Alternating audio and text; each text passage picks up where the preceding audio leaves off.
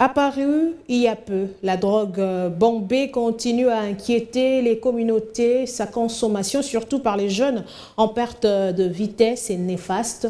Pour la riposte adéquate, la Fédération mondiale de lutte contre la toxicomanie a intégré dans le travail de la société civile les analyses scientifiques. Les résultats étaient présentés à Kinshasa.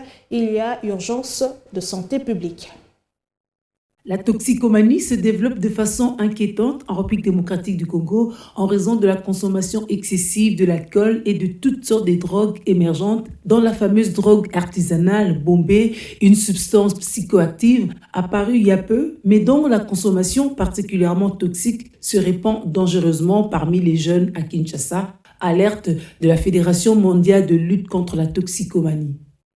Il y a donc urgence de sensibiliser l'opinion et de mener des plaidoyers auprès des institutions et des autorités à tous les niveaux pour mettre fin à la consommation de ces drogues dont les méfaits à moyen et long terme sur le corps humain demeurent encore inconnus.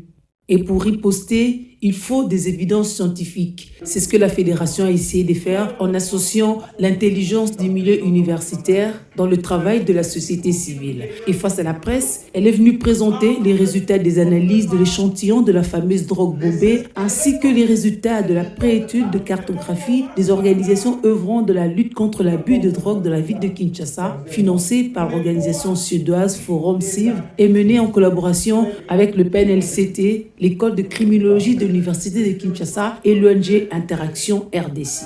D'abord la nitréline. Je vous ai dit pourquoi d'abord la nitréline. Maintenant, on peut ajouter tout ce qu'on veut. L'héroïne, la codéine et autres choses. Je vais vous dire la vraie vérité que personnellement, je pense. Il y a des bombées où on ne verra pas nécessairement les opiacés. Il y a des bombées où on verra opiacés, mais codéine. Parce que ce n'est pas tout le monde qui a la possibilité de pouvoir trouver l'héroïne. Est-ce que vous comprenez? En faisant des analyses personnalisées. Est-ce que vous comprenez? Voilà. Alors, je démontrais qu'il y a au moins donc, un mélange, plusieurs mélanges qui sont possibles. J'en ai pris un ou deux. J'ai pris la nitréline en tête parce que tous ces produits, ce sont des produits, ce sont des informations qui sont venues d'ailleurs, qui sont en train d'être appliquées ici. Le plaisir, c'est l'une des valeurs les plus importantes de l'homme, le plaisir. Alors, quand on vit dans le plaisir, rien que dans le plaisir, c'est foutu.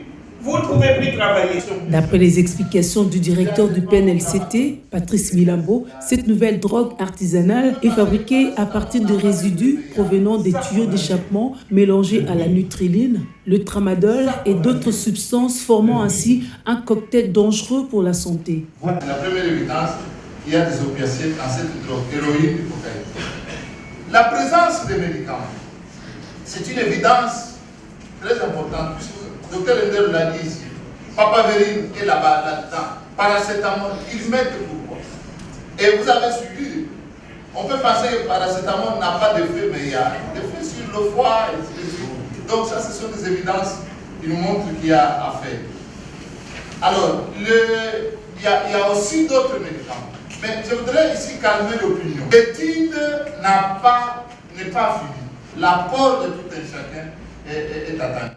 Cette préétude menée dans les communes de Makala, Giringiri, Selembao et Kinshasa, qui a étendu l'expérience sur Barumbu, démontre l'absence de l'État dans la gestion de l'abus de drogue. Au cœur de cette problématique, un paradoxe entre l'expansion de cet abus, donc ce problème de santé publique, et le déficit de réponse.